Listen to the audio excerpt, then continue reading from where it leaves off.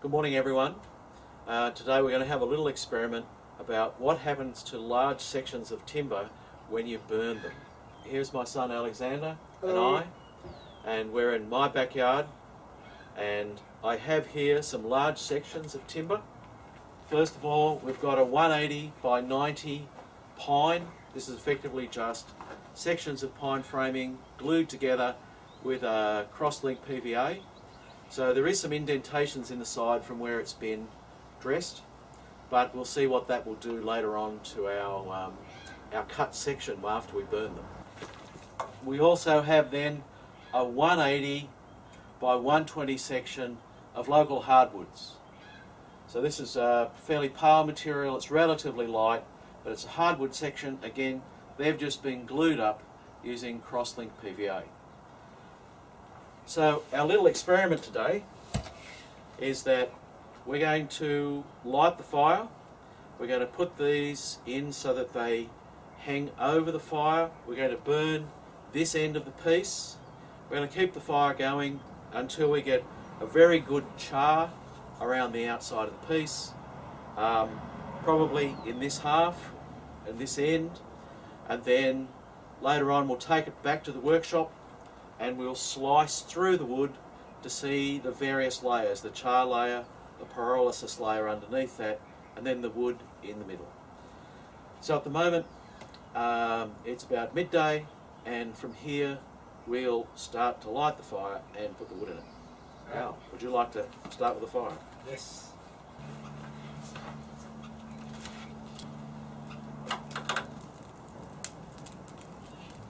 So as we can see, the fire is caught on really quickly. We've got lots of kindling under there and paper. It's all very dry, and the fire is burning around the outside of our glulam pieces. And we're going to keep this stoked up with wood to let it burn for about 20 minutes either side.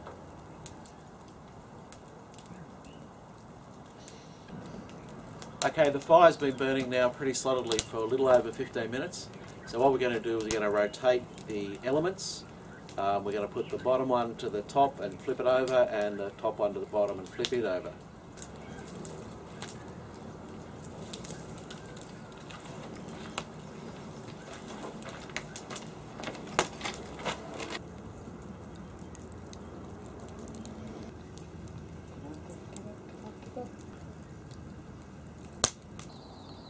Okay, the timber elements now have been in the fire for 45 minutes. They've been turned once in both rotation and around and up, replaced up and down.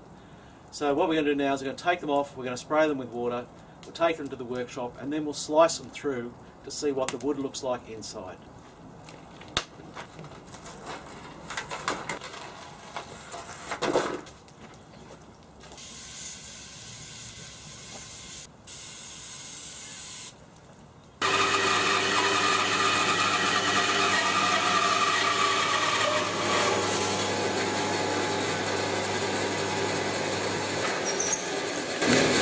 Beautiful, beautiful.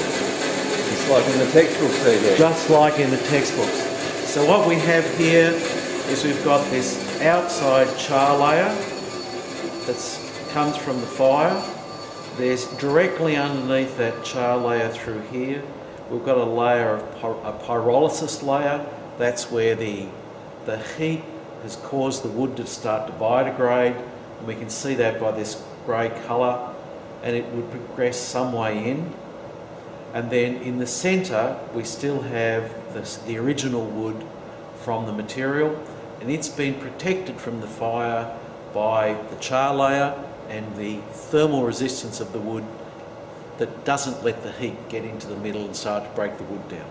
So when we design for fire resistance, we're relying on the speed with which the fire can move through the wood, and that's directly related to the density of the material. So this was a local hardwood, and the next piece is a pine.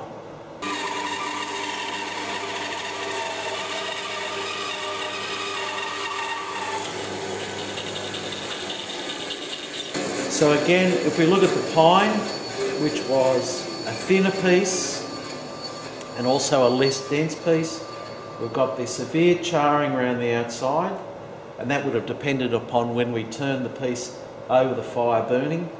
We've got then a pyrolysis layer through here where the wood is partially degraded, and then we've got the normal wood there in the centre. Ooh, delightful.